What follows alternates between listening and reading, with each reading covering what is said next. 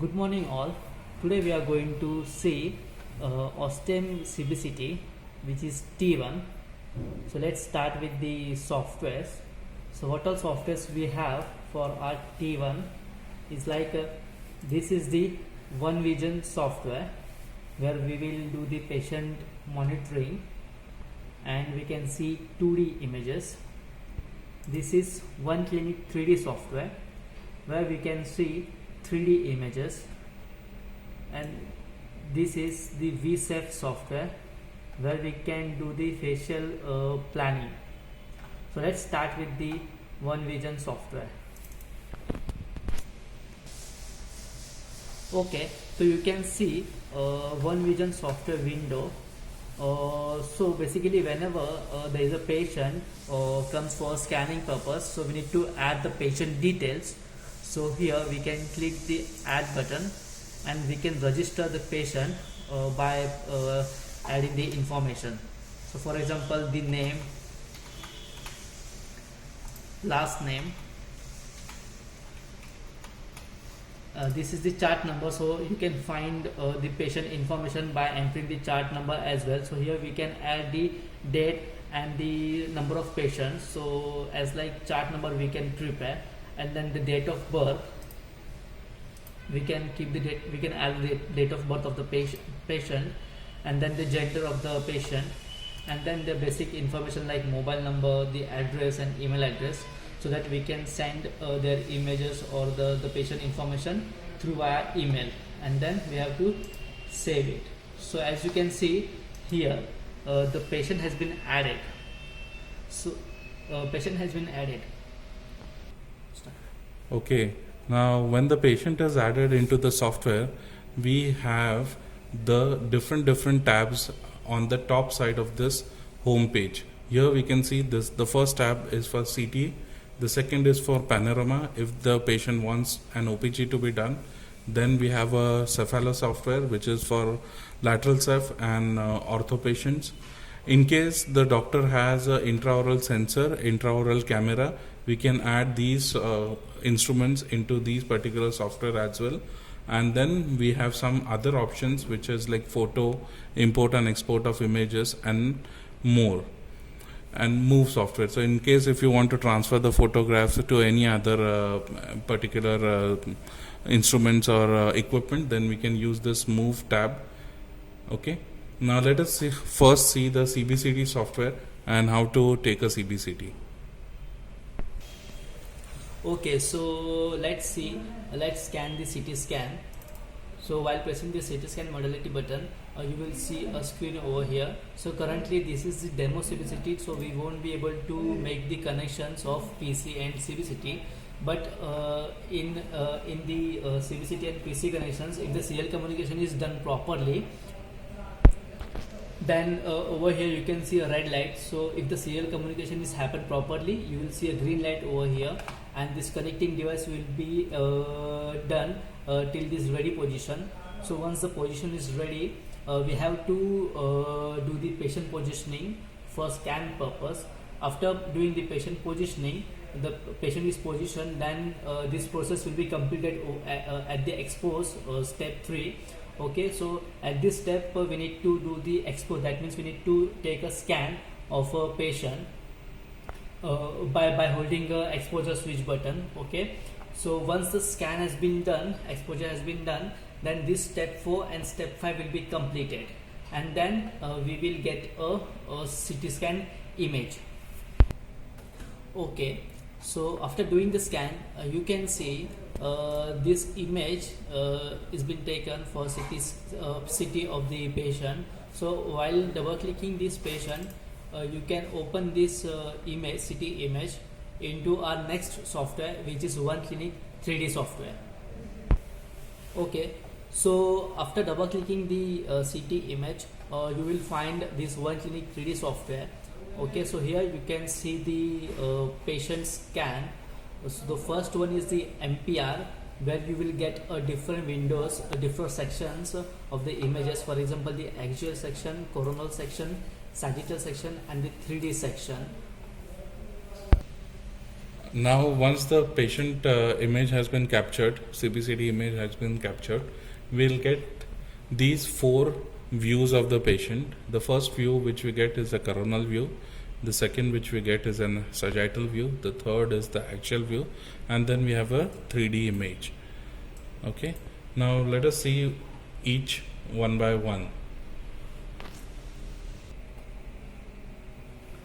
Now we are going to look at the different views of the CBCT. First, we are going to look at the coronal view. In the coronal view, we can see the tooth structure from the transverse side, and in case for the implant planning, we can actually trace the nerve and the exit point of the nerve with the mental foramen. And here in the photo, we can see in the image, we are actually tracing away from the arch. And if I just want to continue with the arch, I am looking at this one point with the molar area and the nerve relation for the molar area. Now in this section we are going to look at the sagittal view of the patient. In case if you want to increase the enlarged view, if you want to view the bigger photo, we can just click on this portion and you'll get a bigger image. And now here we can see that we can actually trace the sagittal part of this CBCT. And when you trace in the sagittal section, you can come to see the nerves of the patient, the nerve, the inferior alveolar nerve of the patient, and the roots of the teeth. Now we are going to trace the dental arch. In this particular section, we have an axial view, and with clicking of the add arch button, we can see here that the arch has been traced and it has been followed along the shape of the arch, so that you will get the sections which we are going to study for the implant positioning aspect. And also it will generate a panoramic view of the patient where you can actually trace the nerve. So one of the most important aspect when you are doing an implant surgery is to trace the mandibular nerve. And with this Ostem CBCT T1, we can actually do the tracing of the nerve. So here, in case if you want to see the nerve, I am going to trace a nerve for you. And this is the inferior mandibular canal in which the inferior mandibular nerve passes. So let us first see the entrance point, which is the mandibular foramen. And somewhere here is the mandibular foramen. First we need to click add, and we have a mandibular foramen. See, now the foramen has been shown in the direction, so I'll just remove this foramen and I just need to trace the foramen. Okay.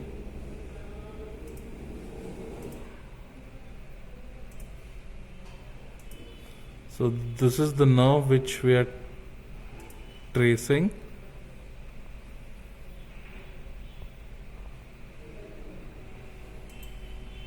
Okay. Now this particular portion actually denotes the mental foramen through which the nerve is going to exit the bone.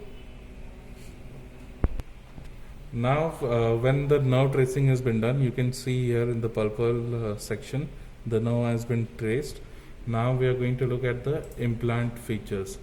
Now this is the implant. Now for example, if I am supposed to do the implant at the molar area and I have decided, okay, the implant which I am going to do is, for example, it's a 4-6 area. So I have a 4-6 implant, and then I'm going to add it.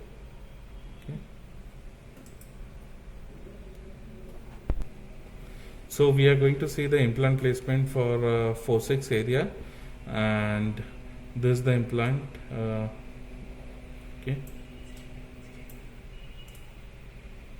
And this is how we are going to do the implant.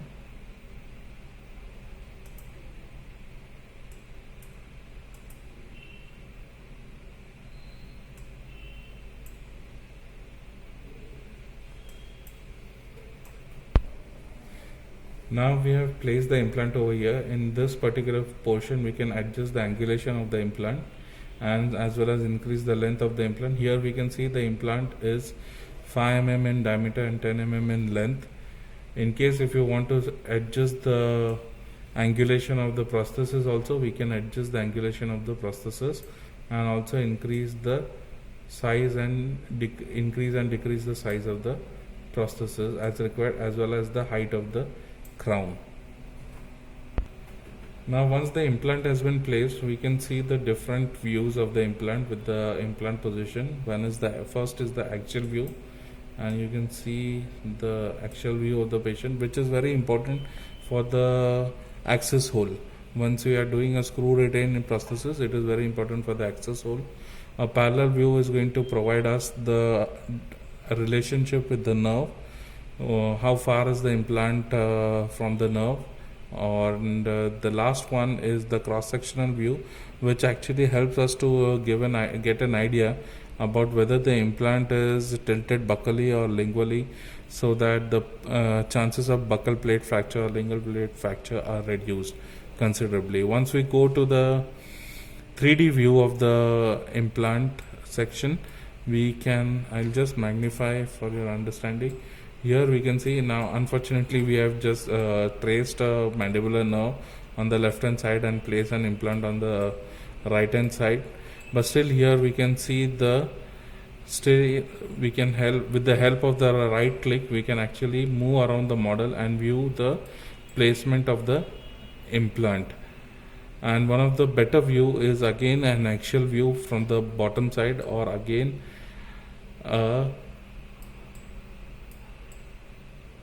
sagittal view or a parallel view, just to see whether the implant is in proper position or not. In this particular window, now we are able to see that the bone density is also viewed, and also the positioning of the implant as per with respect to the bone density. If we can look here, this is the occlusal side, that is the neck portion of the implant, the apical portion of the implant. And if you look at this particular line, this line actually traces from the neck of the implant to the apical of the implant, how and where the implant is actually placed. Now if you can see, the neck of the implant is placed in D1 quality of bone, and slowly as we go down to the apical portion, the apex of the implant lies in the D3 quality of the bone. And also here we can see, we can see that the other aspect of the bone, other aspect of the implant lies from the D2, and it goes up to almost ends at D3 bone. Since we are using a 10.0 implant, it is stopped at 10.0, and then it just flatlines for the D5 quality of the bone. Also, if you want to, here we have an implant list. So if you click over here, you can see OSTEM library, where you will get all the implants, SS3, TS3, US3, and also if any doctor wants any other company's implant library, so we can import it in this particular window. Okay, once we have traced the dental arch over here, now we are at the final step of how to generate a report. And when we have discussed, okay, now let us see if I want to place an implant in this particular area, which is 4-6, and where we have the nerve, and let us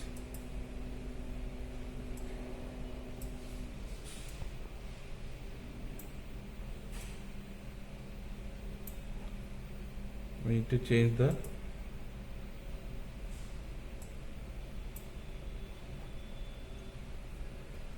angle a bit.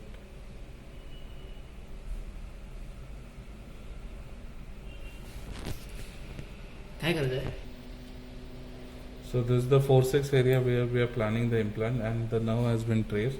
In the upper section, we can see over here is that the green dot which is present here, the green dot which can be seen in all these photographs, is the dot which represents the mandibular nerve or the inferior alveolar nerve, and as we go down towards the premolars and the canine, we can see the nerve is actually going buccally and out of the mental foramen. Once this has been done, we need to capture all these images for the reporting purpose. And in case if you want to measure the distance from the nerve, from the implant base to the nerve, we can actually go with the ruler, and when we can just measure and then click it. So here we can see that the distance between the apex of the root or the implant apex is from to the inferior alveolar nerve is 6.7 mm. So that's a sufficient space for the implant, and it is safe to place the implant of XYZ diameter in case we are required. And then we go to the capture position. Now we need to capture this for the reporting purpose, and how we do that, at the left hand side top corner we have something called a screen, a tab called a screen. Click on the below portion. Here we get two options. A capture is a particular image capture. For example, this blue color is highlighted, and if I just press capture, this blue color would be captured, blue color section would be captured. And then, or if I want to capture the entire screen, what I have to do is that I have to click on the screen, then the entire screen will get captured. Now for example, I choose this. Now this entire screen has been captured, and if I want to see this complete reporting structure, then again I am going to go here and again do the screen capture, which has been then captured. Now I go to the report page, and here we can see all the reports of the patient. About the CBCT capturing and making up a CBCT report. Now in the next part we are going to see how to send the report and how to export the files to the necessary. So a sending file can be done over here, and we can export the file from this particular site. So thank you so much, or you can save the files also. Thank you for the patience and listening to the T1 CBCT explanation. And Jayesh, you want to conclude anything? So here you can change the layout as well. So how many images you have screen captured or saved. So we can select that layout as well, and then again you can save your project, such as you can name this project, and you can save in that particular patient by clicking that save. Okay, and then as Rahul explained regarding the export, we can export these images into DICOM file as well.